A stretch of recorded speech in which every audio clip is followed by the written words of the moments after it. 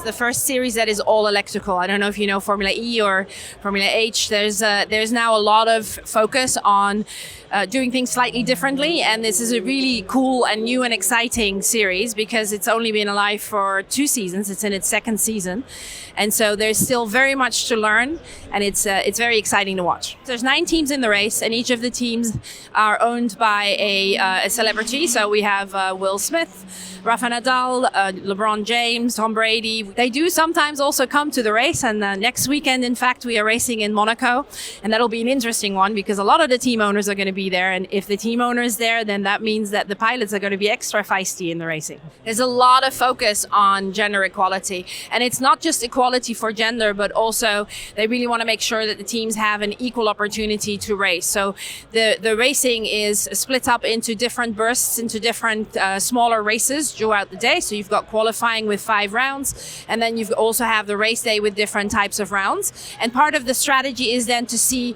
which pilot takes on which of those races. So you really work as a team to win. At the moment, Team Brady is leading with Emma and Sam as pilots. And also what I like about the series specifically is that there are very much experienced people in the season from any kind of walk of life, so from race car driving, boating, etc., but also rookies, and that's what really makes it interesting for us, I think, to see. At the moment, what we're trying to do with all of the gaming side is to really make sure that we get young fans involved and engaged in the racing series to really build a fan audience. So in part, that is, for example, doing more digital input on the broadcast so that we can use these environments to also educate people more about the series so they become more attached to it. We are working with E1 Series to build the race courses in Unreal Engine. We mix that with Google so that it looks as realistic as possible. And then we also build these fantastic Racebirds. And then in real time, we map the data from the race onto those boats.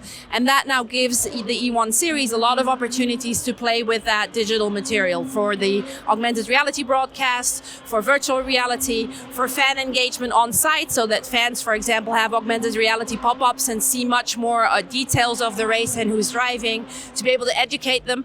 And of course, as you've seen here with our racing simulator, also to play the game. And the game is set up in different ways, so you can do a time trial just like the pilots are doing and race these different courses.